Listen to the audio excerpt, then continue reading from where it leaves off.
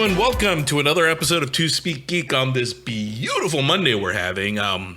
Real quick, did we get any rain yesterday? Because I thought we were supposed to get rain here in the Bay Area. Yeah, dude, we got drenched out here over at the house. It rained for like an hour. It's pretty nice.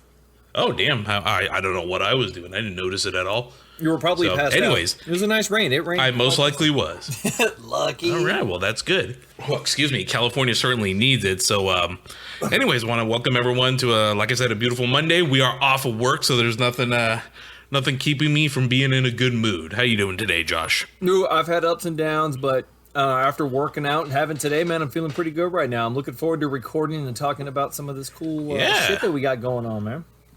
So you told me just now before we jumped on to record that you hurt yourself doing a kettlebell workout. Are you doing okay? Dude, I did. I don't know. Like, it happened like a week ago, and it's like my right side. I feel like my sternum or like my ribs are just bruised on the right side. I think it's just from doing kettlebell swings. It's just the right side that's super sore, and it feels really tight trying to stretch. So, I'm just getting old. You pulled a rib. I've done that like 100 times. Like it hurts. I used to hit the gym and deadlift a fucking a ton of weight, bench press. Now I'm swinging a 35-pound kettlebell in my garage, and I'm like, oh, I pulled a rib, man down. It's crazy. I know. I'm watching these people like working out and lifting heavy weights, and I used to be able to do that, and now I'm like, man, if I tried to lift something that's too heavy, I'll probably give myself an aneurysm.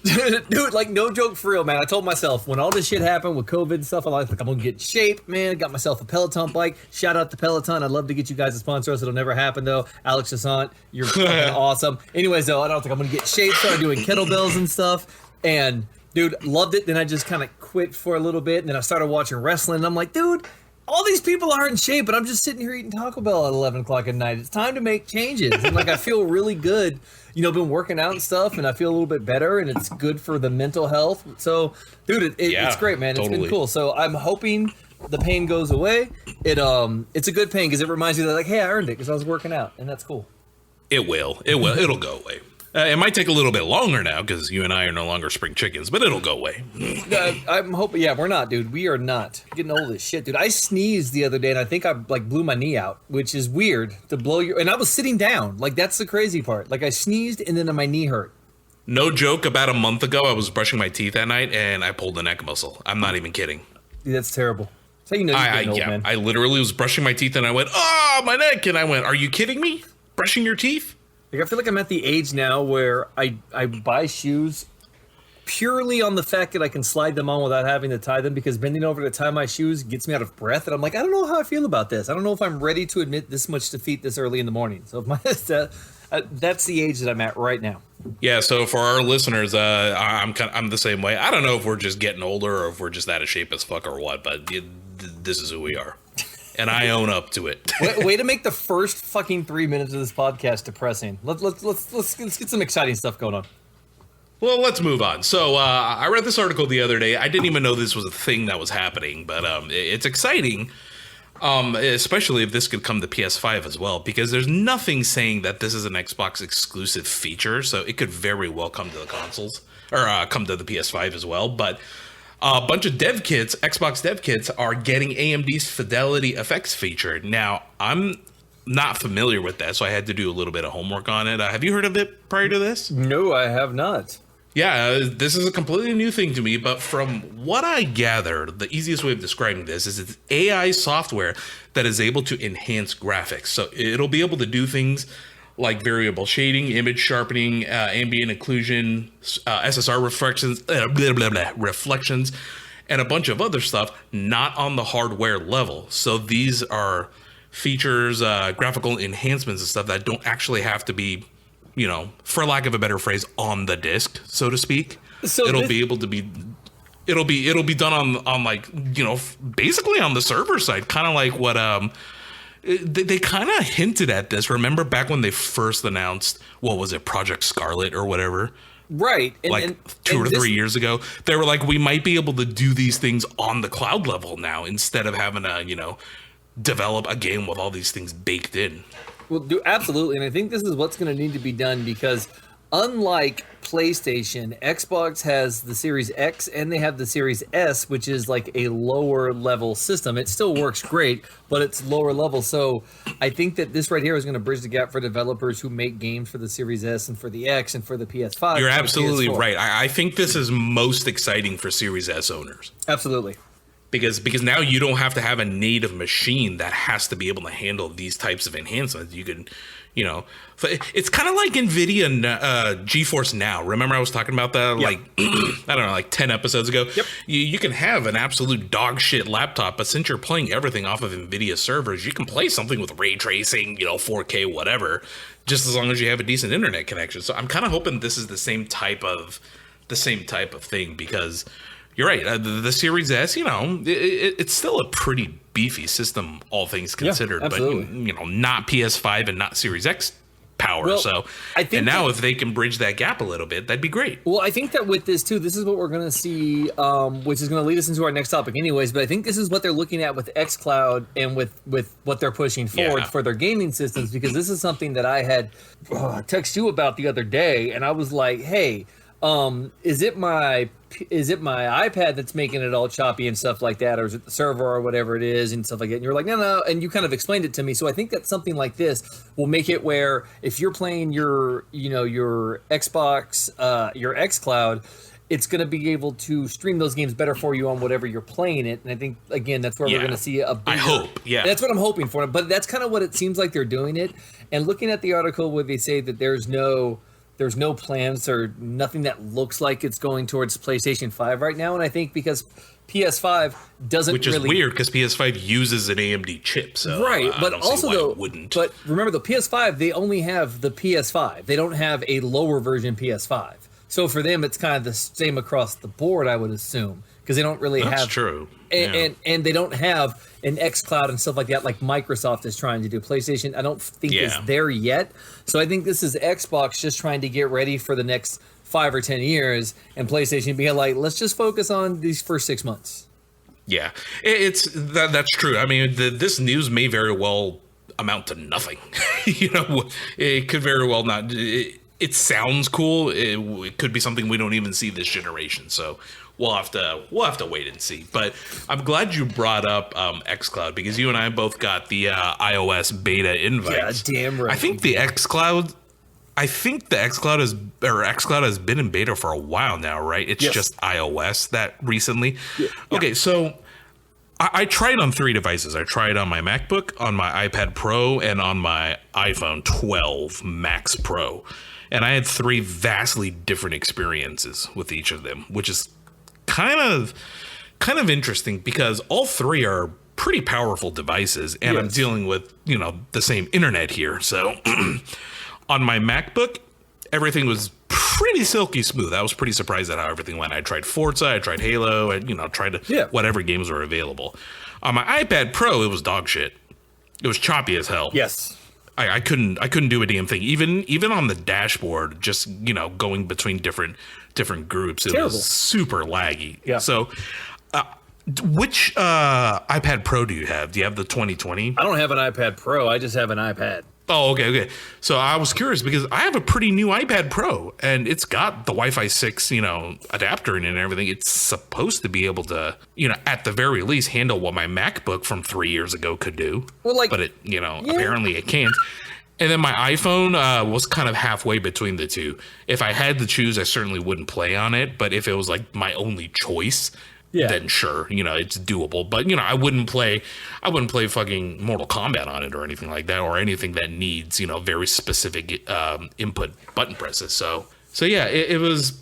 I don't know, man. I don't know how I feel about it. That was kind of the reason why I stopped subscribing to GeForce Now, is because while conceptually it's a very cool thing to have, it never was as good as playing locally. No, and I don't think you're going to have anything that is as good as playing locally. And I think a big problem that you're going to see with this is that on your iPad and on your iPhone, the Safari browser isn't very good. I don't use it. I don't like Safari browser personally. So I think that's where you're going to have issues as opposed to using a MacBook. I feel like it's just kind of different when you use Google on a phone. They've enhanced it quite a bit. It's actually a pretty beefy browser. But I'm like you. I use Edge. I don't ever use, Safari if I don't have to. But from what I understand, it should be able to work just fine. But again, this is a beta. Yeah. I'm not mad about it. I can maybe see this is the type of thing. Like I told you, I'm like, this is because I'm gonna have to start traveling again for work and stuff. So for me, this is like a game changer because I can take my iPad with me and play my games if I'm stuck at a fucking airport or wherever I am, and that's cool. And like I enjoy that. I think that's great because that's what the Switch is doing right now, and I think that's why the Nintendo Switch sells so well is because it's such a portable system that you can just take it and go. So it's going to be sick once they kind of get this stuff leveled out where they can play it right. Because I have seen people all over Twitter, reviewers and developers and stuff who are playing this on Android devices, and they're fucking loving it. Like, I mean, they got the controller setups because, Xbox sent them out the new Samsungs with the controller kits from the test it and stuff. And from what I'm seeing from that is that it works. So I don't know if it's just Microsoft, the compatibility, and they're still trying to figure out all the kinks with Safari and Apple because it's gotta be right. Just early day growing pains. Well, because I know that Apple made this a fucking issue because they want to be able to regulate what games that are on there. And they're saying because they're Apple, and they can't regulate the games on Game Pass. Which, on one hand, dude, come on, man, like it's our Game Pass stuff. It's my phone. If I want to fucking risk it, let me risk it. But on the other hand, I understand where Apple's coming from because. I mean, Apple's very picky with what they do, and there's a reason they keep their devices working. They keep rid of viruses. They do all of this kind of stuff. So it's like, what do you do? I mean, if you want all that extra shit on your phone, you go to an Android, you jailbreak it, you open it, you do all that kind of shit with it, and you risk it. Yep. That's not what the iPhone's for. And we've both been there. Oh, fuck yeah.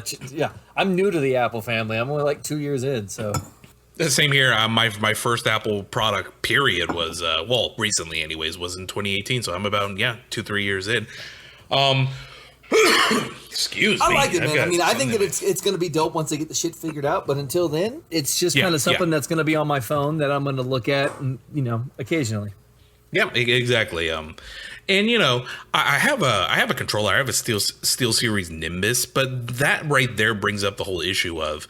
Why would I carry around my phone and a full-size controller? I mean, we need something like the Backbone or something where you can attach your phone to it, and it just kind of snaps shut and slides away and all that. But before I forget, I wanted to ask you, have you tried other cloud gaming services like Luna or Stadia? Negative, Ghost Rider. Okay, yeah, no, same here. The very last... not counting GeForce Now because that's kind of a different beast entirely. But the very last cloud gaming service I tried was, you remember OnLive? Yeah, vaguely. Way back in the day, you had to buy like it was like a streaming box almost and connect it to your internet, start your OnLive account. It was basically Stadia before Stadia. That was the last thing I tried. And the FPS was so bad because that was like 2011 or something. So, it wasn't playable, and it just kind of turned me off to streaming consoles entirely. But this is the crazy shit because I feel like this is where they're going to go. They're going to go with more portable. They're going to go with more people on the ground. They want people to be able to pick up and just take up where their gaming is because you have stuff like Apple Arcade in the Apple market. You have games like Roblox or Among Us, or you have games.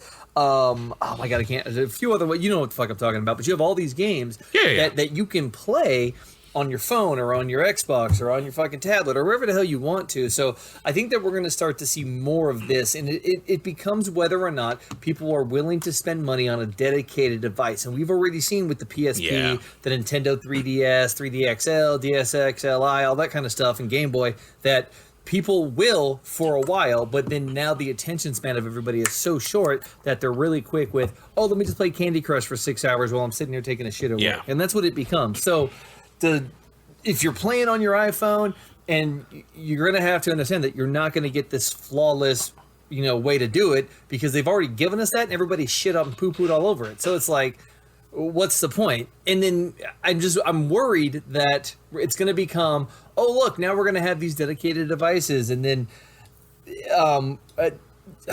where it's like Xbox is like, oh look, here's our version of the Switch, and as opposed to focusing on what fucking works. And Microsoft has so much money and such a reach that they can do this right now because it makes sense for them too, because they do a lot of cloud-based stuff. Just look at like everything that they do with their Microsoft Teams to all their cloud-based services that they've been using forever. It makes sense for them. So I'm just hoping that look at our work. I mean, almost all our systems are off their Azure servers. So I mean, that's the same thing they're running xCloud off of. Right.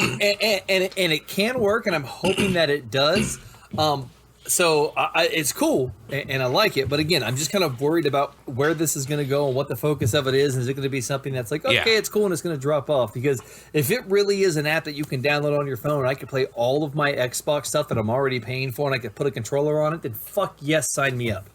Oh, yeah. Yeah, but it doesn't seem to be like that with Apple. And that's what's frustrating, because it reminds me of when you were able to remote play from your PS4 onto your PS Vita. I don't know if you've ever tried that or not. Conceptually, it was really cool, and theoretically, you could play pretty much anything with the exception of, maybe a few first-person shooters, just because the Vita didn't have the clickable analog sticks. But, it 2 minutes in and you realize its limitations. You walk more than 5 feet away from your PS4 and all of a sudden your connection drops. Right. So, but look at, they definitely need to work out shit like that. But look at the screens that you can get right now with an iPhone. Like your iPhone 12 Max Pro has 4K HDR, 120 hertz, Dolby Vision sound, all that kind of shit. Yeah. On a fucking iPhone. So imagine if PlayStation took that technology and put something like an iPhone that's a small adaptable thing that you can pay an additional data charge to your phone services to have access to every single PlayStation Plus game or every single Xbox game, and it's exclusive to iPhone or Android, whatever the fuck it is. But like something like that, I think is what we need, and I think that's gonna be fucking dope. But I just don't know how we're gonna get there. Yeah. So I guess we'll have to wait and see. I mean, as of right now, it's if I'm in the office one day and I take my lunch break, maybe I'll jump on xCloud, but I just don't see a use for it right now, especially with the way things are still kind of are. Oh, I'm all with you. Yeah, but I can see it. I can see the future of it, and I'm excited for it. Yep. Now, we didn't have a whole ton of gaming news on this episode, but before we move on to entertainment news, I wanted to ask you, you started playing Outriders, right? Yes. What do you think of it? Outriders is fun. It really is. I've only done a little bit of it. Visually, it's freaking awesome. The story seems really cool. I like the character. You can kind of design your character and stuff. I like it, man.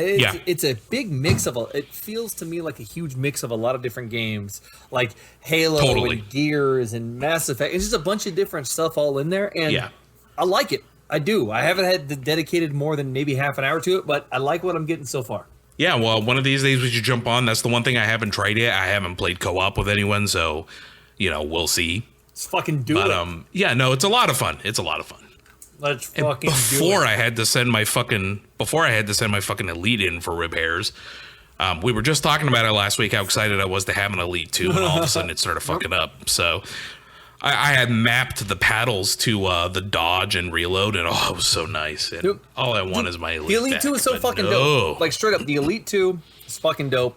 I love it. Once you get yours and it's working, you're gonna fucking love it, man. It is so cool. Like I set up all my. It's like one of my bumpers is for when I'm driving. So I got one of my bumpers on the right, like my right trigger is gas, and my right bumper is fucking my brake, so it's easier to drift and stuff like that when you're driving around, and your reload, everything is just so nice. So it sucks that yours is broken, but it's really nice, and once you get it, you're gonna like it, and I really like mine. That's all I got. Sorry. I loved it for the 3 days it worked. I can tell you that. I can tell you that for a fact. So, like, but it just got really bad. It's all right, man. Well, yeah, for the past 3 years, yeah. No, dude, Outriders was dope. But I texted you last night because I started playing Tetris Effect Connected. Dude, that is so much fucking fun. I just sat there and I was like, I'm gonna try this out for a few minutes, and then 35 minutes later, I'm just like, oh my god, I'm still hearing there's jellyfish and there's really cool music. And I brought up the VR version. Imagine being immersed inside all those environments, like all around you. Dude, that shit is insane. That is a great, just like burn off steam at the end of the day kind of game. So That shit's cool. It really man. is. And that's exactly what I use it for. I know we don't have a lot of gaming news, but I want to go back to this. This right here, like this Tetris Connect, is to me the reason Microsoft is going to continue to win video game wars, and Xbox will, because of Game Pass. Because I would have never, ever, ever spent any fucking money on Tetris Effect, but there it is, and it's fun, and I love it, and it's worth the money. And MLB The Show 21 is on Game Pass, and it was so fucking wild to turn it on and see the PlayStation logo and the Sony studios, and it blew my mind, and it was so cool to play for me for about 15 minutes, and I was like, all right, man, I'm gonna go back and do something else. It looks great, it plays great, but it's not a game. It's not my game, but on Game Pass, I'll keep playing it. So I think that's absolutely great because, like I said, the last game I played was like MLB Bigs 2 or some shit, like on PSP. It was the last time I played a baseball game, and they're fun, and it was cool. But that's where Game Pass to me is fucking awesome, because these are games that I would never think that I'm going to go out and spend money on or play, and it's great because we were just talking, and Returnal's coming out this week, and then the week after is Resident Evil. Yeah. And you were like, oh man, I'm absolutely not getting Returnal because I fucking hate roguelikes, and I don't care. You know, one day Returnal's either going to be on PS Plus or it's going to price drop significantly. I'll buy it when it's like $20, but not only is it a full price game and it's a roguelike, which already turns me off. Not only that, but it's a freaking $70 game. It's the same reason why I can't, you know, with the exception of maybe one or two games, I can't devote 100 hours into a game, which is I just don't have the fucking time. So, which means I can't do a Souls game anymore, because the concept of having to die repeatedly just to know what to do next is a huge turnoff to me at the age of 40. Absolutely, and you make and it's $70. That's an investment, and I think that Cyberpunk is going to be a huge reason that more people are going to be hesitant to spend money. And I know that Returnal is going to be the first next gen exclusive, but that's $70 fucking dollars. You know, they deserve to charge $70 for it. It's just the work they put into the visuals. I get it. You know, charge the $70. I just can't do it. Oh, absolutely. And there's no problem with the price for it. It's just $70. That's 4.5, 5 months basically of Xbox Game Pass. Yeah. And that's crazy to think about, especially when you have Ratchet and Clank coming out, when you have Resident Evil coming out. It's like, where's my money going to go at this point? So I'm just hoping, my money went to Resident Evil. Yeah, I don't pre-order games anymore. So I'm waiting for Resident Evil. I am excited. I haven't played the demo. You said that shit's great. I haven't played it yet. I guess they're extending the demo, I heard. No, it's a second demo. It's a castle level now. Cool. Well, I'm not even gonna play them. I'm just gonna wait for the game because I love horror movies. I'm a horror guy, so it's gonna be great. Yeah, and you know, it's funny that you brought up the pre-order thing. I pre-ordered it like a week ago, and then like a day later, I was like, "Why did I do that?" It's not like they're gonna fucking run out, right? I mean, there's absolutely, and it's Capcom. It's not like I'm doing it to show them support, you know, because there's some indie studio that, you know, you pre-order to support them or something like that, to show them that, you know, this is in demand. No, it's fucking Capcom. Right. And this is where it's the EVE iteration of Resident Evil. Right. This is shit that pisses me off. There is absolutely positively no reason to put out, oh my god, go pre-order this fucking game. It's not going to sell out, number one. Number two, the giveaways that they give you for quote-unquote pre-ordering shit most of the time is garbage. Like, cool. It is, especially for this game. Right. So, like, I just don't see a fucking purpose with that. Although, other aspects of this, like The Last of Us Part 2, I pre-ordered that, got the Ellie statue. I did the same thing with Doom Eternal, where I got my fucking Doomslayer helmet. And I pre-ordered that because you get these cool collector and these cool things with it. But that you can't get anywhere else. Yeah. Right. And I feel that, and this is my problem with the Series S and the PlayStation 5 discless version, is once you start doing that, you start eradicating these cool collector features that you're going to have. And the reason that I like to get a lot of these things, because this Ellie statue is fucking amazing, because I have a connection with The Last of Us, and I have a connection with The Last of Us 2, because The Last of Us is one of the first games that just fucking made me cry. I was like, holy shit, I was not prepared for this. And so and to see this statue is just fucking mind blowing. And you've seen all the knickknacks and shit that I collect. I mean, right now on my desk, To the right of me, I have a commemorative CM Punk doll. In front of me, I have a Severus Snape Slytherin wand. I have a golden snitch flying and an Ace Ventura and an It action figure, both right in front of me because I like to collect this stuff. And when everything starts going same here. Yep. And when things start going digital, we're not going to have that. And that's what bothers me. And I just don't like that. And then when everything is digital, you don't own it. Like, you just don't. And it's very frustrating to think that, I don't know. Yeah. I can be on a soapbox on this shit fucking all day. But anyways, I just like the collector stuff. And before we move on to entertainment news, this timed demo shit that Capcom did with Resident Evil 8 needs to never happen again. Yeah. I understand if you're going to release a full game or DLC. I don't like it, but I get it. You know, you time the release of these things on your console or whatever. But this whole, you only have a day to play it or download it for a fucking demo is ridiculous. It is. It's creating false hype. It's a game that's big enough to have its own hype. You don't need to create false hype for it. Right. It just puts a bad taste in my mouth. It does. Bro, side note, I have to tell you, Horizon Zero Dawn is so fucking phenomenal. It is That's so right. much This fun. is your first time playing it, huh? My first time playing it. I fucking love it. The story's great. The It's so visuals are good. fantastic. It's like a 5-year-old game, and it's fucking amazing, dude. So much fun. Yeah. And I like. It was my favorite game that year. Right. I like that PlayStation is doing this because if you go out and buy a PlayStation 5 today, you don't have to buy a game because you can have Horizon Zero Dawn. All you have to do is plug in your PlayStation and fucking download it. It's yours to keep. And I hope PlayStation keeps doing this for the foreseeable future because it gives people a chance to look back on these games with the DLC content and want to play them and get them enthralled in these older classics. Like I wouldn't pay $20 for Horizon just because I don't know enough about it. But now that I have it, holy shit, I can't believe I slept on that. The same thing I did with Control. I can't believe I slept on that game. And just great game. So, dude, I just had to say, fucking awesome. Awesome. A must download, a must 100% agree. Yep. All right, let's move on to some movie news. Now, a couple of episodes ago, actually more than a couple of episodes ago, we were talking about, how Michael Keaton is, rumored to come back in The Flash. And then it looks like it was for sure going to happen. And then we kind of heard nothing about it for a little while. Mm-hmm. Well, it is pretty much 100% confirmed now that he is coming back as Batman. Yep. Not some bootsy version of Bruce Wayne just shows up for 5 seconds. He's coming back as Bat fucking Man. Yep. That sounded very wrong. I know. But you know what I mean. Wait, time out. I'm sorry. Oh, did you?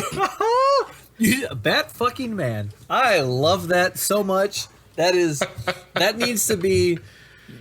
you know what? We have to talk off air and make that a comic book because that's something that's going to pick up, man. There is a market for that. Oh, man. Oh, but you know what I mean.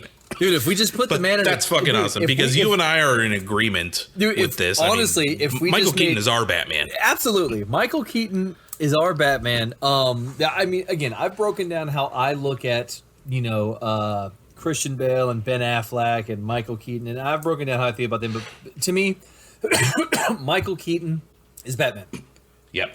That's just how I feel. So the more I'm hearing about this, and the more I'm hearing about these kind of plot teases on what the Flash movie is going to be, the more I'm convinced it's going to be, lightly based on Flashpoint because you're going to have Supergirl in it and everything like that. I think it's going to be lightly based on Flashpoint, and when he travels to whatever this alternate Earth is, instead of Thomas Wayne as Batman, it's going to be Michael Keaton's Batman as the older, more grizzled father figure type character that Thomas Wayne played in Flashpoint.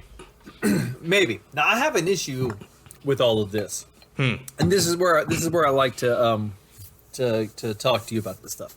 So we have this movie coming out, Flashpoint.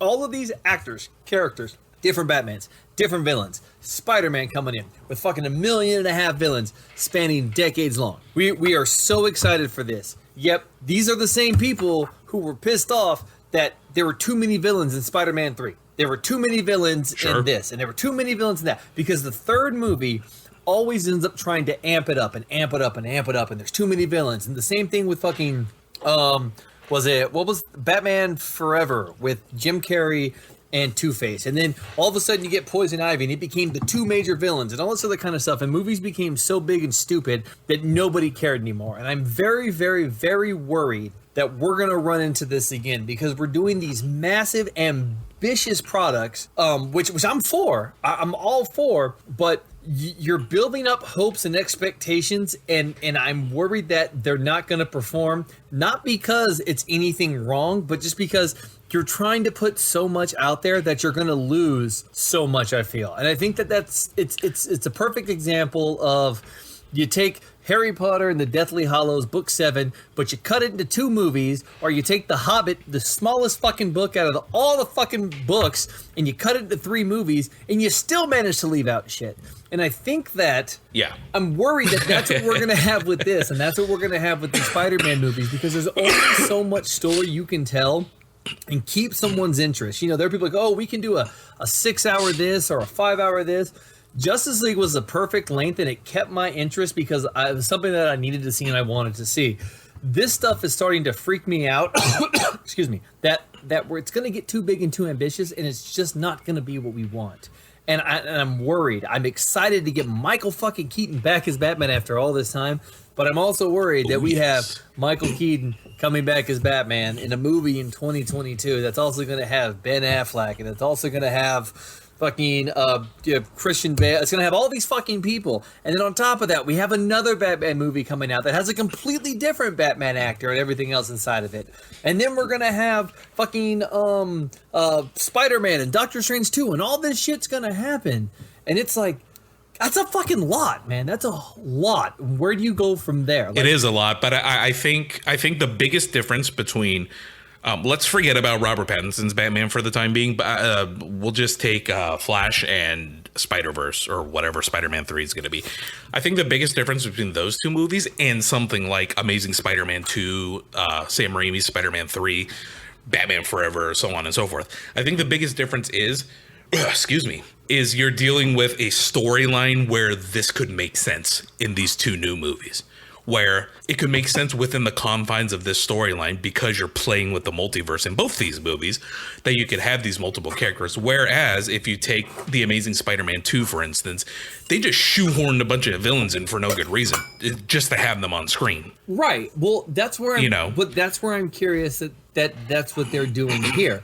And I think that's where I understand what you're saying with this because of the storyline, but my worry is that it's such an ambitious storyline, and it could still be too much. Right. That, like, yes, of course, this is something that you want to read, just like fucking like. What's a good example? Like the movie It and the book It.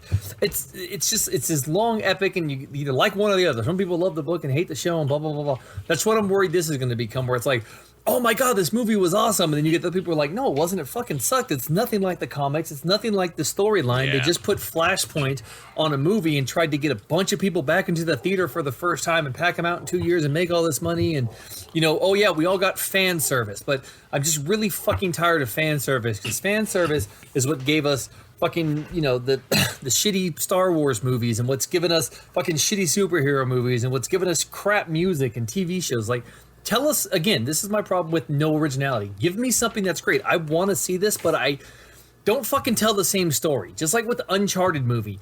I've already fucking seen it. I don't care to see it again. And I think that's why fucking Watchmen worked. When you had the Watchmen movie and then you had the Watchmen TV show. There's a reason that TV show was so fucking good, because it was told right. Yeah, completely original, set in that universe, but didn't follow any type of existing story in another media. And that's where, you're seeing this, and I'm starting to get worried that we're just going to keep doing this stuff and keep doing this stuff. So we're going to keep winking at things, and we're going to keep nodding at things, and keep having these inside jokes for these fans just because we want to make these people happy, as opposed to being like, nah, man. That's just the state of big Hollywood right now, I think. I think for the next decade or so, this is just what we're going to expect. Here we go. I'm just hoping that when Michael Keaton comes back, that we get Michael Keaton as Ric Flair versus Shawn Michaels for the retirement match, not Shawn Michaels and Triple H versus Kane and Undertaker in Saudi Arabia. And I'm worried that that's what we're going to get. We're going to get the Saudi Arabia match. There's an example. Right, and we're not going to get fucking Ric Flair at his prime. That's what I'm worried about. Man. And that's what I think that they're doing, and it scares me. It scares me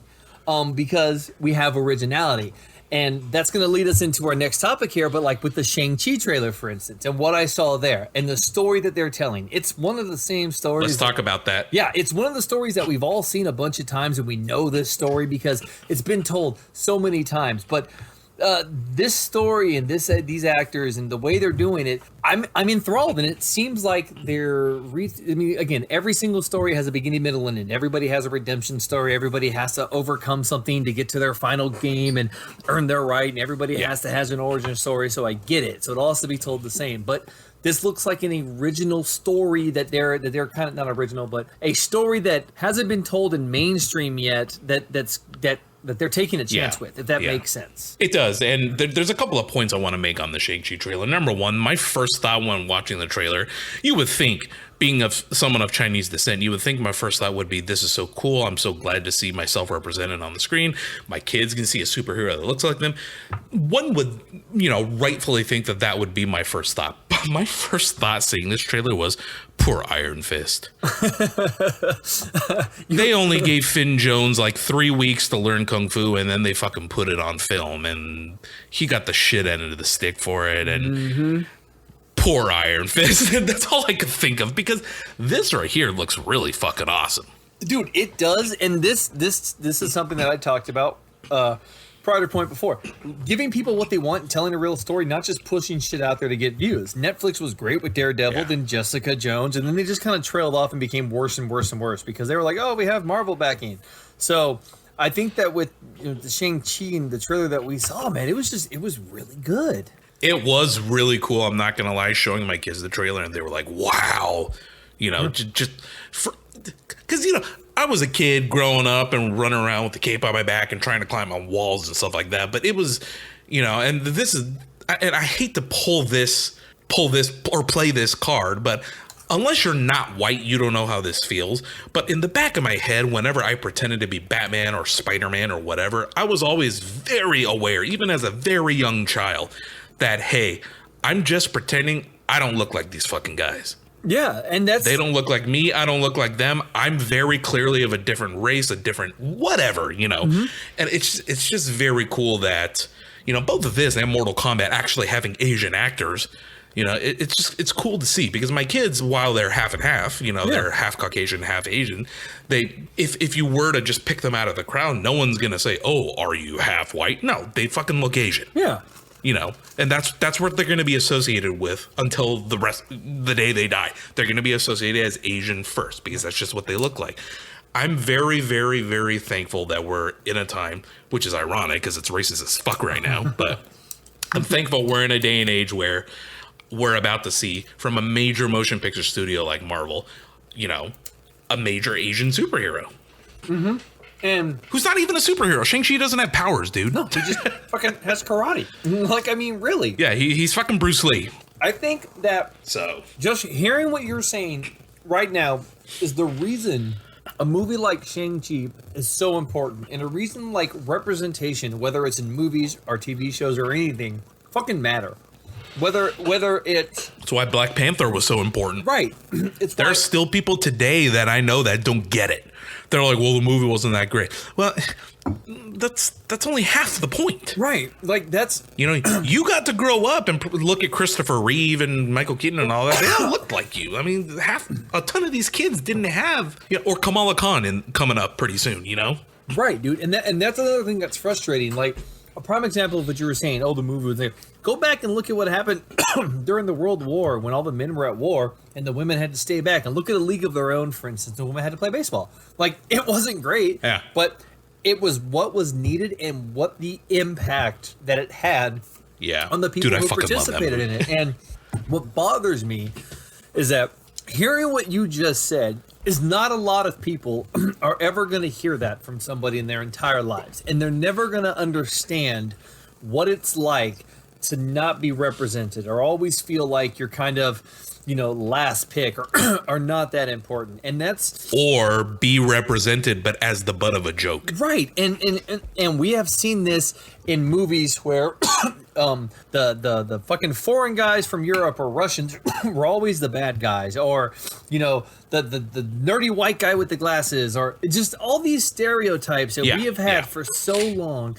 in Hollywood and in movies and everything else that we can't get past. And every single person can get on their fucking soapbox and say this shit, but it means so much to hear that kind of stuff from you because, again, we live in the Bay Area, so, you know, it's not bad out here. It's the fucking Bay Area. I mean, you know what I'm saying? Like, it's one of the safer places you can be, but, like, knowing that your kids seeing that trailer means a lot to them. And, like, I have 2 daughters, so, like, for me to see things where there's, like, women empowerment, women taking steps forward and standing up. And like Horizon Zero Dawn. Right. Like, it's awesome for me. It like, you know, I know my kids don't understand it because they didn't watch it, but, like, WrestleMania watching Bianca Belair and Sasha Banks wrestle, Bianca, like, just me having 2 daughters, knowing that, look, man, you can fucking get there, knowing that politics aside, whatever, knowing that we have a female vice president for the first time ever means that the fucking, my kids can go to space, bro. Like, they can go on the fucking moon, yet however many decades ago was it, 50 years ago, 60 years ago, they couldn't even fucking vote. You know, so, like, it's cool to me, you know, to see this representation, like, to see the Oscars when they were showing representation and you see other people winning movies and you see people taking a step back last year and looking at Parasite, or was that in 2019, and just being like, oh, movie and subtitles, that was last year. Classics, like Gone with the Wind. I don't know, why don't you just look at Parasite? Yeah, you gotta read subtitles, but that's a dope-ass movie that just basically talks about how humans are our own parasite. Like, just fucking watch it and understand the story of it. There's more stuff out there than just America. Not everybody's fucking Chris Pratt and Chris Pine and all these Chris's. And that's where, sorry, I'm ranting here, but that's where you sent me the message earlier, and I was telling you about my Marvel movies. And that's like with Chris Pratt. Like, look at everything that Chris Pratt has been in and recast him with fucking John Cho and everything, and it's just as fucking good, if not better. I'm sorry, but, like, I'm sorry, Chris, but that's just what bothers me, is that everything has to be a white dominant male, and we're finally starting to get out of that. And it's heartbreaking that you have to say, like, oh my God, this movie trailer means so much to me and my kids because it's 2021 in fucking America, and your kids should have been feeling like that since the day they were born. They shouldn't have had to feel like that. I know, but we took like 10 steps back the past few years, so. Yeah, but I mean, it's just difficult. We got to crawl back out. Yeah, you're right. But, like, I'm just happy that, like, we're seeing this and the positive response that we're getting from it, and the fact that, like, Disney and Marvel is not afraid to tell these stories, because for every time that there's a Marvel exec who's afraid to put out a movie because it's got a person of color or a person of Asian descent, or it's got a person who has a disability, that's just somebody who buys your comic and sits in their house by themselves and reads it and pretends that they're that person. And that's who you need to tell these stories for. Quit trying to tell the stories for your average white cis male who's the all lover power. Like, how many times does a white dude have to save the fucking world? Chris Pratt, Chris Pine, fucking Chris Hemsworth, Robert Downey Jr., like every single white person. Gerard Butler has apparently saved every Western government on the planet. Geostorm! But, like, you know, it's just cool to see this other representation that we're finally out there, and I love it, but it's just heartbreaking that it took so long to get here. And it's just, dude, I'm just so excited, again, all the way back around for Shang-Chi, man. Again, Simu Liu coming back, and it's going to be great. Kim's Convenience got canceled out of nowhere, but again, this is cool because... and again, I'm just hoping that we finally get to the point where we're no longer being like, oh my God, he's such a great Asian actor, and it's just like, he's just a great actor. Like, it shouldn't matter. Like, it's just an actor. Like, and that's, again, we get there, man. But again, I'm rambling and I'm ranting, but I'm just really excited for Shang-Chi. No, it's all good. In fact, I wanted to kind of touch on that real quick before we move on. One of my favorite movies, even though it's an absolute horseshit movie, is have you ever seen The Ramen Girl with Brittany Murphy? Oh, I'm sorry. No, I know of it, but I never watched it. Don't waste your time with it. It's a shit movie. It's some girl that moves to Japan and works at a ramen shop, and it's some rom-com that really didn't work. It was like direct-to-video or whatever. The reason why that movie sticks out to me was it was the first time in my life, and this movie came out in like 2008. I mean, so I'm not talking about when I was like young or anything like that.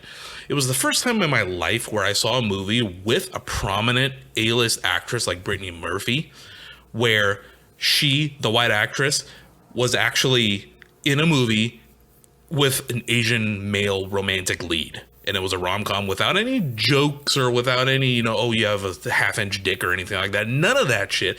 It was just a straight shitty rom-com that you would normally see with Reese Witherspoon and Josh Lucas, for instance. Except with an Asian guy. With an Asian guy and Brittany Murphy. And that was the first time I had seen anything like that. And as strange as it sounds, it fucking blew my mind that something like that even existed. And it's just, it's crazy to think, and that there are there are so many great actors or actresses or singers or songwriters or whoever that just get overlooked or don't ever get their chance because of the color of their skin or their sex they like, or whatever the fuck it is. Like, whatever it is, because everybody has an opinion. At the end of the day, what somebody eats doesn't make you shit, so it shouldn't fucking matter. Like, it just shouldn't. But, like, it's just crazy to me. And, like, I'm so happy that we're seeing all of these changes and we're seeing this stuff, make these steps forward. But it's disheartening that it is taking a multi-trillion-dollar fucking company that owns the world, like Disney and Marvel, to put out Black Panther and to put out Shang-Chi for people to finally take a step back and be like, holy shit. Like, oh my God, black people can be superheroes and they're awesome. Or Asian people can be superheroes too. It's like, no shit, dude. Like, have you not looked around you, bro? Like, that's what the world is, man. And we're going to get to this later, but I think that this right here is a huge point of the fucking Falcon and Winter Soldier. And we'll get to that later, which is where, like, all of this kind of finished it, right? But I mean, that's kind of how I feel. So we'll get to that in a minute. Did you finish that? You're gonna be mad at me, but I literally have 17 minutes left of the last episode. Let me think. Walker. No, I Walker, think anything that could be spoiled has been spoiled, except for one very big spoiler that I just won't bring up. Oh, well, Walker's already got a suit, and he's like, "All right, U.S. agent, I'm back," and I was like, "Okay," and then I had to. Oh, you're almost done then. Yeah, that's what I'm saying. You're almost done. You have like 3 minutes. Yeah. So like, you don't have a lot left. Yes, but I had to turn it off because I had things to do. So. No, there's one big reveal in the end credits. So it's not. We just won't bring it up here. You can watch it when you watch it. But we were just talking about last episode, 2 episodes ago, how the Spider-Man movies were going to, or not the Spider-Man movies, but all Sony movies were going to, come out on Netflix in an exclusivity deal, not at the same time as their theater counterparts, but they're going to have a deal with Netflix up to and including the Spider movies, include Venom, Far From Home, all that stuff. Well, now we just found out the deal got tweaked, and now they are coming to Disney Plus. So we're gonna, dude. This is weird now. So you're gonna have the entirety of the MCU available on Disney Plus, up to and including Spider-Man. But for some reason, they can't fix their deal with Universal, so the fucking Incredible Hulk still can't be. I don't think anybody has a fucking clue what's going on with these streaming services because Netflix is supposed to. No, they don't. Because Netflix is supposed to get the Sony stuff. But then the Sony stuff just signed an exclusive deal over here, and then over here it's supposed to be only like on Disney Plus. We can't get all the X-Men movies, but we can get some of the X-Men movies, and there's just nobody fucking knows. And just like I told you the other day, I was like, I'm gonna sign up for Paramount Plus, and then I'm like, fucking for what? Like, what the fuck do I need Paramount Plus for? Like, I don't have a fucking enough streaming I literally signed up for the $5.99 tier last night just to watch the new SpongeBob movie with my kids. Oh, man. And then as soon as the movie finished, I canceled the subscription. So I'll have it for a month. How was it, by the way? I don't see. So it's a SpongeBob movie. It's, I would say, at least on par with the first two, but I still think the first one was the best one. Oh, absolutely. You have David Hasselhoff. Yeah, exactly. And David Hasselhoff doing his peck launching and all that. No, it was good for a SpongeBob movie. It was funny. I laughed and everything like that. It just, by the third SpongeBob movie, you're kind of digging on the bottom of the pail. Yeah, so, that's true. And plus the new art style kind of threw me off. It looked fantastic. Don't get me wrong. It's just, it wasn't the same. Yeah. But for $5.99, sure. Well, dude, man, again, so many fucking streaming services that it gets upset. I really wish that Apple would just pull the trigger and be like, look, man, if you just give us $25.99 a month, you can just have all the streaming services. There's so much. We will buy everything. You pay us $20 a month, $29.99 a month. We'll buy everything. You have one login. I do like the fact that they're bringing these to Disney Plus because that's where they belong. I want to see them. I own them. And it's not just Spider-Man. It's Spider-Man, the Jumanji movies, and all the Hotel Transylvania films too. So their library is about to expand pretty significantly. Motherfuckers, say what people want. Them Hotel Transylvania movies are fucking funny. Like, dude, they are funny as shit. I did not see the third one though. Oh, dude, the third one, The Summer Vacation, was good too. Adam Sandler. Say whatever you want about him not being good. The dude can do that one vampire voice very well. I like the... Yeah, exactly. If anything, he's good as Dracula. And apparently he was incredible in Uncut Gems, but everything else he's been in is just, not counting the 90s. Yeah. Everything else has just been, why? Well, dude, I like him. So I mean, Same. let me rephrase this. Same. I liked Adam Sandler. I can tell you 3 movies that Adam Sandler did that were good. I haven't liked Adam Sandler in a long time, but I like some of his movies. I know what you mean. Yeah. I like this cameo in Brooklyn Nine-Nine. Dude, me too. He's just sitting there drinking scotch. It's fucking fantastic. Yep. Dude, so good. But yeah, so we don't know when these movies are coming to Disney Plus, but they are coming at some point.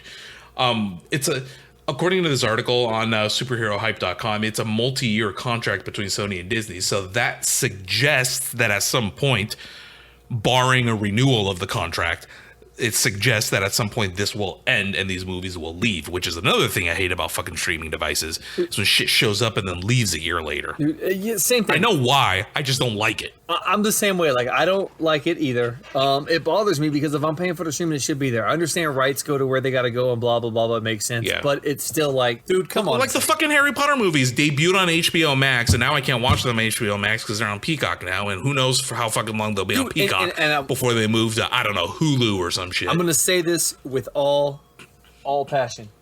Fuck Peacock. Other than WWE, I'm not fucking watching Peacock, bro. Your service sucks. Like, I'm sorry, but y'all got it dog really shit. does. Like, I don't even know why we can't create different profiles, because now I'm adding shit to the watch list and it's going to show up on your watch list. dude, and you know what? But I can tell you right now, I don't have whatever quote unquote watch list I have on Peacock. I'm not fucking watching it. I don't go on fucking Peacock, bro. Unless it's WWE's holding an event, I don't care. And it's only because I have it for free because we have Xfinity in the house. That's the only reason I even have it. Yeah. And again, this is what. And you know what's funny? Remember a while ago, I was like, well, I only use Peacock as my Saved by the Bell app. Well, I just found out Saved by the Bell's on Hulu. Yep. Dude, I'll tell you right now. I really don't have a reason to use Peacock anymore. Everybody needs to take the time, take a step back. If you got streaming services, spend the money and get Hulu commercial free. It's the best one. And I'm telling you this. Yeah, I finally caved and did it. And yeah. Because you can watch all your stuff. My eyes have been opened. Commercial free. I'm going back. I like to watch when I'm sitting at work, I'll put it on my Echo and I'll just, like listen to old TV shows and shit and have it in the background. But like Cheers and Golden Girls. I love Golden Girls. For those of you who don't know, I'm a Golden Girls stan. Like, I've got Blanche pop figures. Yep, totally. My COVID-19 mask is Golden Girls. I've got tank tops. I've got hats. I want to get a Golden Girls tattoo because I love them so much. So to me, Hulu is worth it just for that. Dude, you and Xavier Woods both, man. Dude, no joke. My girls give me shit because my youngest comes out and she goes, I had Golden Girls on there and she goes, why do you like watching a bunch of old women? And I'm like, I don't like watching old women. They're funny. She goes, no, it's just weird. You like old women. I'm like, can you stop? They're funny. This is the Golden Girls. Come on. Oh man, aren't kids mouthy? I was looking at a picture. I forgot of what. It was someone, and I was like, oh, she's very pretty. And my daughter rolls her eyes and she goes, you think everybody's pretty? I was like, go fuck yourself. No, I don't. It is pretty sad. I didn't say that, by the way, not to my daughter's face anyways. But okay, so what's our next subject that we have to cover here? Because you know what? I do want to talk about Winter Soldier and Falcon. I want to get to this. Well, let's go through these because these next two things actually aren't going to take up a lot of time. So we finally found out who Russell Crowe was going to play, and I thought he was going to play Ballsack Thanos in the play. Dude, right? You thought he was going to play Fat Thor. We were both dead wrong. He's still going to be fat. Turns out he's playing Zeus. For sure, and it's going to be great. He's going to be thick, as my kids say. But he's going to be playing Zeus, which is kind of out of left field because why is Zeus in the Thor universe? But you know what? I don't even fucking care. Have Russell Crowe show up, whether it's the Zeus version in the play or a real Zeus. I don't care. Russell Crowe's going to show up and he's going to basically eat everything. I think he's going to be a real Zeus. He's going to have to be a real Zeus, and I think that's going to be cool. Yeah. Because I think it's going to set up the mythos and the mythology that we haven't Jesus Christ, that we haven't seen in the Thor movies yet, that hasn't been touched on too much. And again, I love Taika Waititi, one of my favorite fucking directors right now. He's great. It is in great hands with him. I absolutely love it. So I cannot wait. So do you think now that they're setting up Zeus as a character, which is suggesting that they're bringing in Greek mythology characters, do you think the Marvel Comics version of Hercules is going to show up at some point? Because he was an Avenger. Absolutely. Because I think that we're going to get... He's a lame fucking character, but he was an Avenger. Yeah, but who cares? He's fucking Hercules. Let him be one. Disney owns it. Why not bring him in? Oh, I can't even imagine the fucking rights issues with that, with between Disney and between DC using the Greek gods, and now Russell Crowe showing up as Fat Zeus. Who knows? I love it. I love it. By the way, we keep talking about Russell Crowe being fat. Me and Josh aren't exactly skinny minis ourselves or anything. It's because we fucking love him, dude. Okay. Side note about this: you just watched it, The Nice Guys. How do you feel about it, dude? I fucking love that movie. I was not expecting what I watched. I don't know why, but I went into that movie expecting something like Superbad, but it was this dark, twisted comedy, and I loved it. Loved it. Ryan Gosling and Russell Crowe played off each other so perfectly. Fucking right, dude. The part where they're the bowling alley and Ryan Gosling is in the stall and Russell Crowe shows up. I've probably seen this movie 3 or 4 times, and I laughed so hard at that point that I cry. My wife is always like, "It's not that funny." I'm like, "You don't understand how fucking funny that is," because he kicks the door open and he has the gun and the door just shuts again. I'm like, God damn it, that's fucking hilarious. Like, it's the simple, small. I like the simple humor, and it's that right there that just gets me. Just the fact that that camera sits there and he kicks open the door and he holds the gun and it just slowly closes. I'm like, God damn, that's fucking good. I just love that stuff. But no, it's a really, really good movie, and I was a little surprised to see little Betty Brant in there from the Spider-Man movies. Well, dude, here's what's crazy. But no, it's great. So I'm glad because my mind's going here places. So check this out, because our next thing's talking us about Marvel characters and blah, all that kind of good stuff. Yes. So Shane Black wrote Kiss Kiss Bang Bang. Shane Black also from Lethal Weapon. He also starred and co-wrote Predator. He also did Iron Man 3, which is one of my favorite Iron Man. He did. Yep. So what do you think the odds are that Marvel and Disney somehow get Shane Black back for another Marvel movie? Because in my opinion, Iron Man 1 is what set off the whole fucking comic book craze, but Iron Man 3 is the one that solidified Iron Man and Robert Downey Jr., at least for me, as this smart scientist guy who has to figure out things. Without his suit, what is he? And that's kind of what solidified the man for me, and that's one of my favorite like. And I told you today, like when I named off my favorite Marvel movies, Iron Man 3 is right up there with them because it's just so well done. I like Shane Black's writing. I think he's very well. So after seeing that, plus it has that mid-air rescue sequence that just blew my mind, dude. And you've seen Kiss Kiss Bang Bang, correct? No, I have not. I know of it. I've never seen it. My God. Okay, everybody listening, if you have not seen Kiss Kiss Bang Bang, starring Robert Downey Jr. and Val Kilmer as a gay man called Gay Perry, then you are missing out on life, because it is one of, if not the funniest movies Val Kilmer, Robert Downey Jr., and Shane Black has done. It's like a very, very noir crime thriller type with the music. It's got Corbin Burnson in it. It's hilarious. I think I own it on DVD, Blu-ray, and a digital copy of it. It's great. So I guess my question would be, knowing the kind of movie that Nice Guys is, that Shane Black did that as well as Iron Man 3, would you like to see Shane Black come in the MCU? And what kind of team-up movie do you think two characters could have good banter like they did in, The Nice Guys? Like these buddy cop movies. Oh, man, that's a lot of characters to go through. But my dream... Your dream, that's what I want. Number one, we know Shane Black can do a superhero film because, like you said, he did Iron Man 3, and that was a good one. Yes. I want Shane Black to come in and do a Spidey Daredevil team up, just because they team up so much in the comics. Whoa. I think Charlie Cox's kind of dry, no nonsense with Tom Holland's annoying little kid, 100 questions a minute would work so beautifully. I'm clapping because I didn't even think about that, and that I can see that because I'm laughing already because, dude, no joke. Spider-Man Daredevil. I want that. Now I want that. # Spider-Man Daredevil. But on the topic of Daredevil, this next thing, let's go through it kind of quickly because we don't know too much about it, and I want to talk about Falcon and Winter Soldier too. There is a rumor floating around, and apparently a pretty decent rumor, that all the Netflix characters, Punisher, Daredevil, possibly Luke Cage, but for sure Punisher, Daredevil, Jessica Jones, the 3 popular ones, are going to return into the MCU, but not to their Netflix verse versions. It'll be like a quote rebooted version. So same actors, same characters, but they'll be quote rebooted to, I guess, fit better into the pretty much all PG-13 MCU. Because you can't really have Punisher come back. Okay. The same Punisher that he was in the Netflix series. But you can't. Who murdered like 500 people. You can because you could bring Punisher and introduce him and keep him just like you do Cable in the Deadpool movies, because that's where Punisher could be. Could you imagine? Oh, that's a good point, could you actually. imagine John Berthal, Josh Brolin, and Ryan Reynolds? You've got Cable, you've got Punisher, and you've got Deadpool.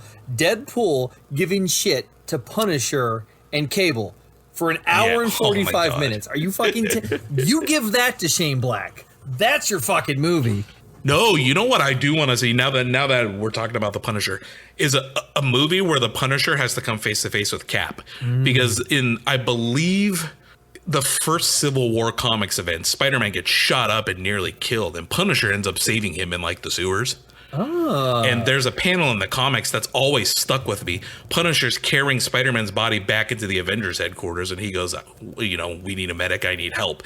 Cap takes one look at Punisher and he goes, get that trash out of here, this man's a murderer. Ooh. I want to see that dynamic on screen. You know what I love? I love the fact that a bunch of racist people use the Punisher logo as a way to brand themselves. I know. Just people are so fucking stupid. Oh my God. Oh, I'm sorry. Dude, you know what, though? I'm going to say this right now. I'm going to put this out there. I still, to this day, think the Punisher movie with Tom Jane and John Travolta holds up, and you can't tell me otherwise. I think that is one of Marvel's better movies, and they need to do more like that, because Tom Jane as Punisher and John Travolta as a fucking bad guy, so good. So good. It's not my favorite, but I will give you this. The way Tom Jane, quote, kills John Travolta at the end was absolutely brutal, making him fucking hold the grenade. No, that was his son. That's what I was going to say, his son. He goes, you look like you work. Oh, was it? Yeah, he goes, you look like you work out. Here, 9 ounces isn't too much, but how long can you hold it? He makes him, and all of a sudden you hear, no! He killed John Travolta because... okay, my bad. I thought that was John Travolta. John Travolta, yeah. He blew up all the cars in the car dealership and tied Travolta to the car and fucking put it in drive and just That's drag what it was. Okay, dude. right. So fucking dope. John Travolta threw his cheating wife, who wasn't cheating, off of a bridge on the train tracks. Oh, I'm getting all excited. Yep. I'm going to watch Punisher tonight. God damn, it's a good movie, man. He fights Kevin I gotta Nash. dig that DVD out because now I want to watch it too. He fights Kevin Nash. Dude, I shit you not. That part where the Punisher stabs a giant Russian in the chest, played by Kevin Nash, and he pulls a knife out and just kind of looks at him and throws it aside. Dude, I get chills every time, A, because it's a fucking badass scene, and B, because the knife didn't retract and Thomas Jane legit stabbed Kevin Nash and he just acted through the entire fucking scene, and that's badass. Did he really? Yes. Holy shit. Yeah. So say what you want about fucking Jungle Jim fucking there Diesel. from Magic Mike, but that motherfucker he got balls, bro. Yeah. Sorry, what else? All right, hey, let's talk about Falcon and Winter Soldier, man. I've been waiting to talk to you for like 4 episodes. Yes, so I have questions. Number one, so spoilers. Sharon. Yeah, oh yeah, spoiler alert. So if those of you that have not finished, So I did actually we're gonna spoil shit. So while we were talking, I actually had it kind of playing in the background. I was reading the subtitles because I can't. That's what that was. Okay. No, you know that there was no sound there. There's no way you could hear that because. Was it just reverb then? Because I thought I heard someone talking. No. Oh, my watch went off for some fucking reason. Okay. Anyways, you had it on. So I have questions, and I was waiting till the end of it. Maybe I just kind of missed it. But Sharon, who was helping them the entire time, is the power broker. She's the power broker. But so she's a bad guy, and Bucky and Cap never figured that out. Well, we don't know if she's a villain per se. What we do know is that at the end of the show, after the events of Civil War, she's kind of like, fuck the government. So she could be like an anti-hero, because I think... But kind of jumping ahead a little bit, I think with the introduction of Julia Louis-Dreyfus's character, the Contessa, I think they're setting up a Thunderbolts movie or a Dark Avengers movie with, someone like U.S. Agent Sharon Carter and perhaps a couple of other villain / anti-hero types in there. This is the stuff that we had. I wouldn't call her a villain per se, but I think she's for sure. Well, I mean, she for sure got shady. So she seems like an arms dealer because she was the fucking the power broker. She did hire George St. Pierre, who, by the way, was fucking badass, and I heard he trained for like 5 months. I love him as Batroc. Dude, yeah, he's so fucking good. So I'm gonna put this out there right now, and I texted you this, and this is when you got excited. This is better than WandaVision, in my opinion.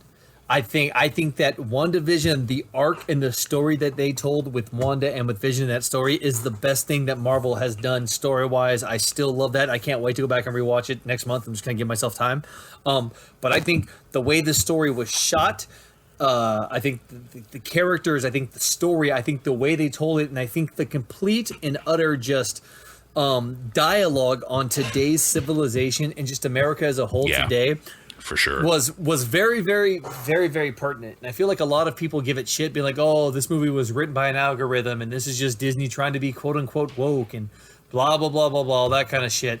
And isn't it fucked up that comment that having a black superhero is considered woke? Bro, this is what we... How fucked up is that? This is what I just said with Shang-Chi, that it's 2021, and that we're oh my God, you're just being woke because of that. Really?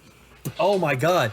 It's just, it baffles me. But when I was watching this show, what's great is that you have Sam throughout this entire process who's trying to come to terms with who he is. And you also have Bucky who's coming to terms with who he was. Bucky is trying to find who he is to get rid of who he was, and Sam is doing the exact opposite. He has no idea who he is, but he's trying to get back and be better than what he was. So you have these two great stories with them, and then you got Baron von Helmut, who I thought was fucking great. It was good to see him back. You mean Baron Zemo? Oh yeah, Baron Zemo, whatever. Zemo von Helmut, right? Was his name Helmut?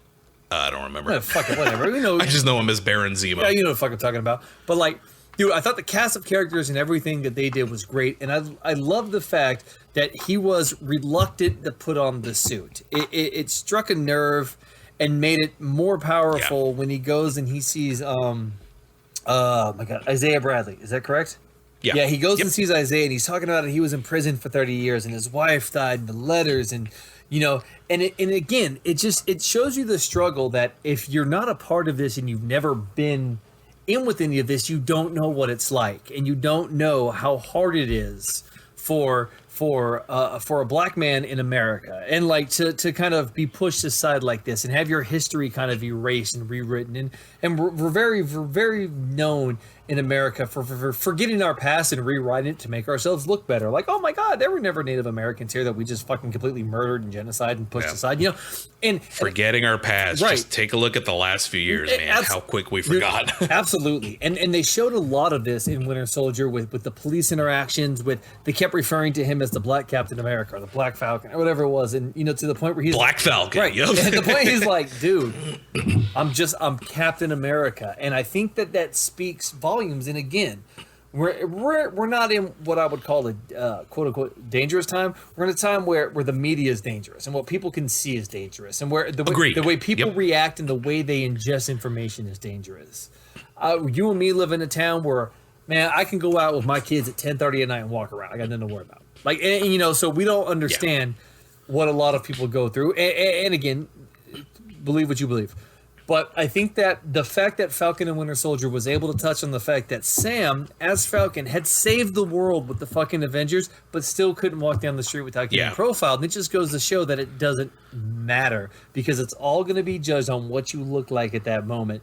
And they touched on this so well. And I think they did the same thing with Bucky, because Bucky had this horrible, horrible past where he was murdering and killing people, but it wasn't him. And he was going on this redemption tour where he was going through his book, and Sam said it best: you're not getting revenge, you're avenging. And that's what he was doing. He was going back and avenging the wrongs that he did, and it was him trying to come to terms with the person that he was, but also knowing he's not that guy anymore, and that it's okay for him to move forward. And I think that's where, again, for me, this show is super powerful because it shows that everybody has a past, everybody has a future, everybody has a present. It's a matter of what you kind of make of those moments when you're in them right now. And you know, you're not your past, and your future isn't written yet. So you have the power to change and be who you want to be now. And, you know, history is written by the winners. So make your own history. 100%. And write it yourself. And I'm not going to lie, man, when Bucky dropped off the suitcase, he's like, here, I got some help from Wakanda. And when he opened it and he put on the cap suit, man, I got goosebumps. It looked so dope. And how great did that suit look? It looks so good. And like, he's got the shield and he's flying, and he says right there, I didn't take super serum. I'm just myself. Like, this is me. It's, you know, doing it right. And again, kind of cheesy. It's like Hulk Hogan, say your prayers, take your vitamins, brother. But, you know, again, though, I get where he's coming from. But I'm gonna tell you right now, I was texting you, and when fucking Walker beat that man to death with the Captain America shield and was standing there with the blood on the shield.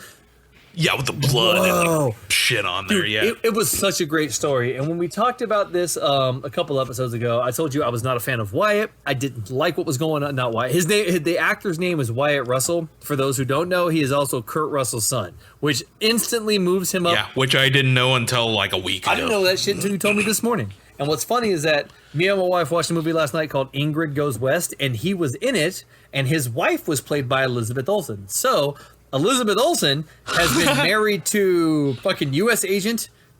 She's her brother. I mean, like, she has this great connection with Marvel Universe here. She's been married to Quicksilver. Quicksilver is also her brother. So, like, I mean, it was just kind of really cool, like, really weird to see him. But I got a whole different respect for the guy as an actor.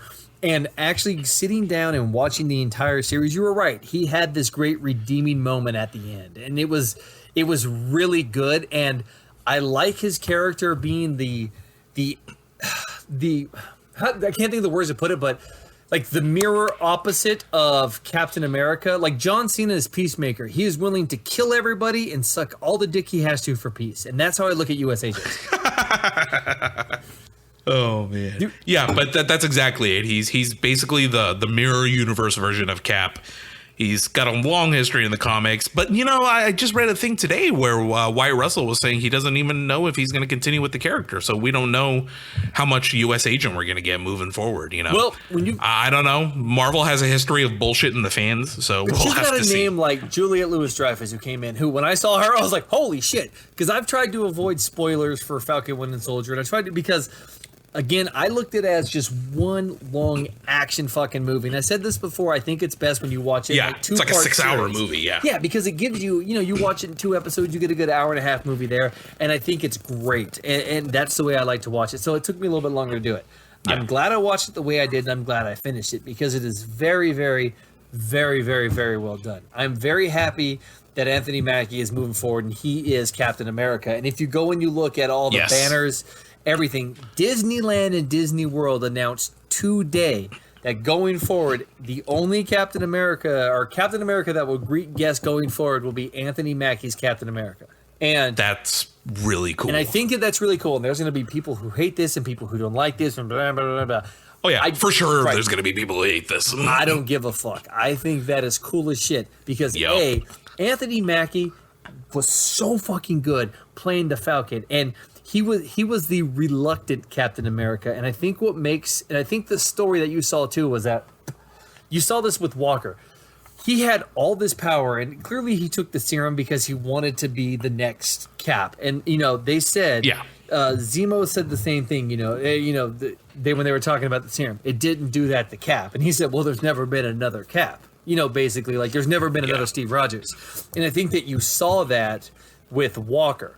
Like after he beat that guy, if you look at the subtleties, his hand shaking, he looks like he's out of it. Like, holy shit, what just happened? Like he's coming to terms with this power that he has. And, I think it's the effect of the serum. I just think it's really cool, man. I don't know. I like it, man. When he ripped the wings off of Falcon, dude, that shit was dope. Dude, yeah. I mean, it's good. I did not like Walker. The dude looks goofy as shit in that costume, man. The helmet, I'm sorry.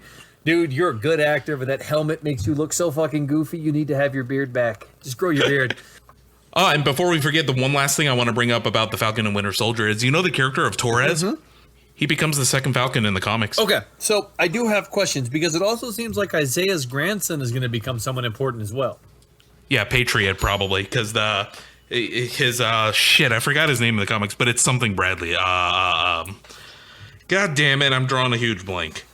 Yes, they're hinting at probably him becoming Patriot in the Young Avengers, since they're clearly setting up Young Avengers. Thank you. I was just going to say, I think that's what's cool. I like about what Disney's doing with these Marvel shows, because if they put out a Falcon and Winter Soldier movie, not many people are going to go check it out. So to do it over a series and drag it out like this, you get to introduce new characters for your future series. Yeah. And I like that Disney's doing that, and they're not shying away from casting these people and putting these characters that everyone knows their name front and center. So it's like, holy shit, this is going to happen in the future. But again, though, that also leads me to the problem with them dropping 1 million Easter eggs and just fan service for everybody else, because I felt like we were going to get something like this in Spider-Man Homecoming with Donald Glover, but instead it just was like a passing line, So again, Yeah. I think it's cool, but that's what I was going to ask you. I feel like that's guys got to be going up to something because all these people seem like they're just a future setup. Yep. Because we're going to have, I mean, Marvel and Disney need to make money, and they're going to want to make Avengers movies in 2030, so they're going to have to cast some people. Speaking of Avengers movies, I mean, we have confirmation that there's a fourth Cap movie with Anthony Mackie in development, but now I'm hearing that there's going to be a rumored unrelated Steve Rogers project, which is a really, really bad move if you're going to do a fourth Cap movie with Anthony Mackie as Captain America. Yes. That's like saying you don't have faith in him doing it, so we got to bring Steve back. Right. And I don't like that, but I'm also hoping that maybe by doing this, we're going to get more of like Cap's adventures of him returning the fucking, Infinity Stones or something. Just something small like that, which I think might be kind of cool. I would love that as a series. Exactly. As a series, that's great because you take enough focus off of Steve Rogers and you give him kind of his own missions, but in the past, but you're focused on the future with Anthony Mackie. So I'd be cool with that.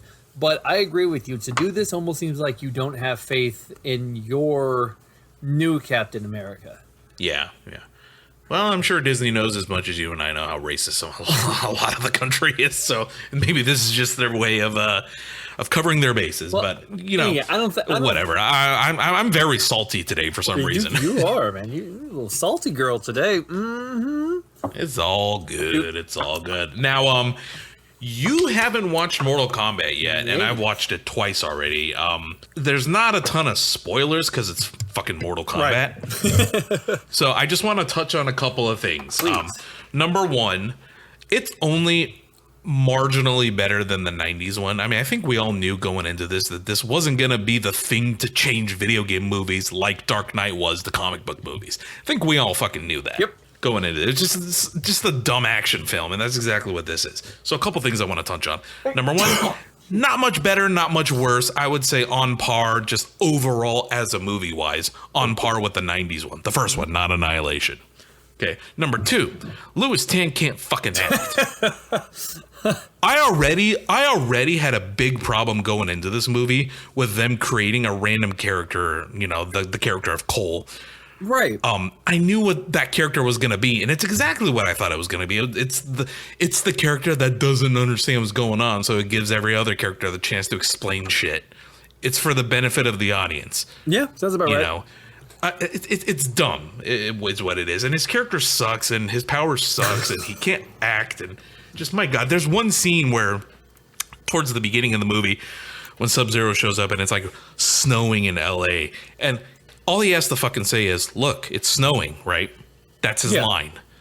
But the way he delivers it was so bad. He was like, look, it's snowing. I can't wait to see this. I was like, what the hell? Oh, okay. That's amazing. So the action was amazing. Okay. The effects were amazing. The blood and gore was amazing. There was one fatality in there that you just have to see. Okay. One specific fatality that made me jump out of my seat and watch it 3 times and go, oh my fucking God, I can't believe I just saw that. And I'll know it when I see it. There's no way you'll mistake it because there's other deaths, there's other killings and fatalities and all that. This one sticks out. Okay, yeah, I want to watch it. Listen, my wife saw the preview and she's like, "Oh, I don't want to watch that." And I was like, "Cool, man." So I'm just waiting. It'll be a good movie night for me and her to get out. Again, it's Mortal Kombat, so it's not like anything spoiled by not watching it. So it is what it is. I'm excited. Now here's my last thing, my last bone to pick with this movie. There's no fucking Mortal Kombat tournament in it. Oh, okay. Yeah, there's no tournament. The whole movie is Shang Tsung trying to stop these quote good guys from making it to the final tournament.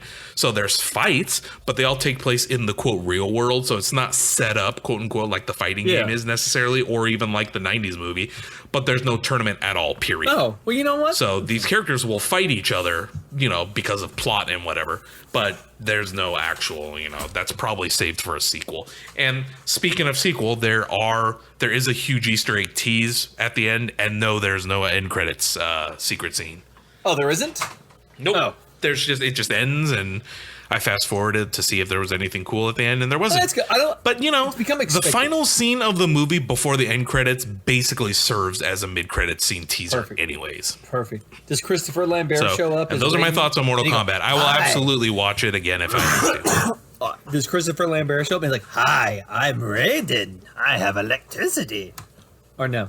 No, they actually have an Asian guy playing Raiden now. No. And, you know who plays him? I didn't even know this. Do you know who fucking plays him? It's the guy that plays the Asian Warriors 3 in the Thor movies. Really? Yeah, that's the guy that plays Raiden. Shit. And there are some parts where he talks kind of a little more raspy. I don't know if it's just how he's playing the character or if he's trying to channel Christopher Lambert. But hey, man, I say if you can but put Christopher Lambert in there and you can channel him a little bit, I say you do it. Because why not? I'm Raiden. Ha ha ha! I love it. I fucking love it, bro. Oh my god! I just watched the '90s one before I watched the new one too, and just to Holds up, kind bro. of see what's up. Yeah, It's great. But anyways, it is what it is. It's exactly how I felt about Godzilla versus Kong. I mean, it's not going to win any Oscars. It doesn't have to. It's just big dumb action, and I fucking loved it. If you paid money to see it in theaters, would you feel the same way? Well, considering I paid money to see Sweet Home Alabama in the theaters, I don't think I have much I can say about that. That's sad. So, yeah. That's very sad, bro. I paid to see some stinkers. I paid to see Lady in the Water. I paid to see Sweet Home Alabama. I had to take my ex-wife to see both Sex and the City movies, which is 4 hours I'll never get back again. And yeah, so no, I wouldn't be mad if I paid to see fucking Mortal Kombat. I fell asleep through Rise of the Silver Surfer, Pirates of the Caribbean 3. Oh, those are terrible movies. I don't even remember the third one. I know I saw it. I just couldn't tell you the plot to save my life. And the third Pirates of the Caribbean? Yeah, I don't remember it at all. That's when they go to Shanghai and they got to get a Chow Yun Fat plays in it and they have to go upside down and go down to JV Jones. Oh, yeah, I vaguely remember that.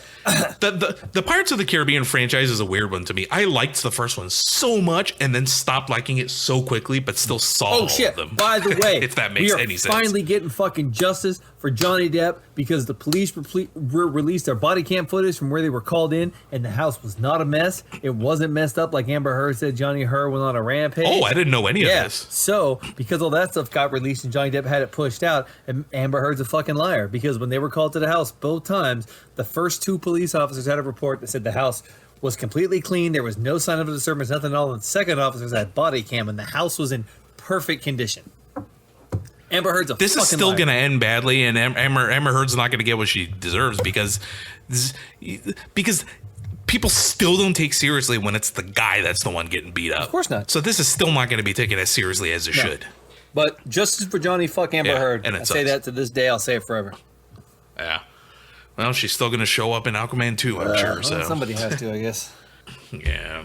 So those are my thoughts on Mortal Kombat. I absolutely watch it. Absolutely, I think you're gonna like it. You're gonna have a good time. That fucking fatality is worth the price of admission alone. Can't wait. I'm excited. So, and there's more than just the one, but that's the one where I went, oh my god. I can't wait.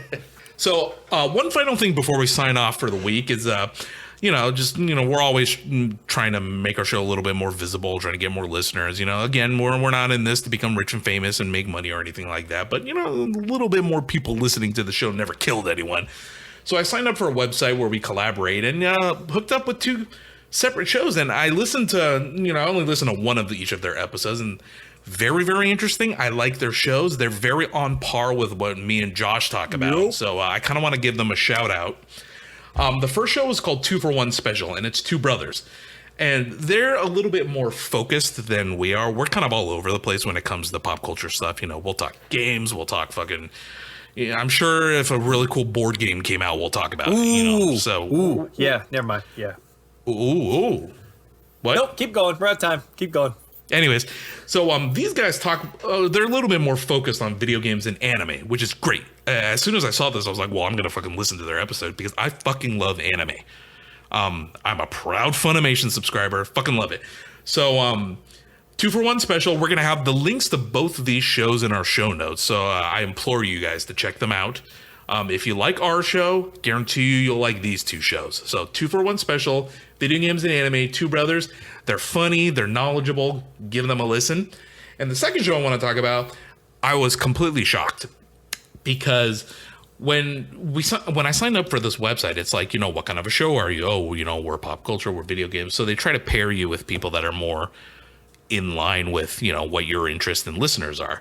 So I have to admit, when I first got paired with the second show, they're called Four Guys and an Adrian, which I fucking love. Love it. Love it. 4 guys and an Fucking love Adrian. You know, I'm like, okay, well, it's going to be another pop culture-ish show similar to ours. And, you know, whatever. Now, this one actually caught me off guard because this is a group of teenagers in the UK. They're all based in London, I believe. And they're funny, they're knowledgeable with what they talk about, but they're actually, their show was more focused on relevant topics today and social stigmas and stereotypes and issues. And they try to raise awareness of stuff like, you know, environment stuff, rape culture, technology. It's a much heavier show than I anticipated when I heard it. And, you know, I understand that's not everybody's cup of tea. Not everybody wants to jump on, you know, their entertainment medium of choice to listen to heavy stuff. But again, just like the other show, I urge you guys to give this one a try. This is you know, we don't live in a perfect world. Let's just put it that way. And it's not always a great idea to stick your head in the sand. Yeah, check them out. Plus, they're overseas, man. You can learn a good viewpoint. There's other countries in America. Listen to what they got to say too. Ain't that the truth? So I'm gonna have links for both of these shows in our show notes. You'll get them wherever you get our show notes, whether it's on. Check them out. Whoop, whoop. Well, but no, for sure, check them out. I enjoyed my time listening to them. They're both on my subscriptions now, so for sure. I think that's it for this week, huh? Don't threaten me. Yeah, that's it.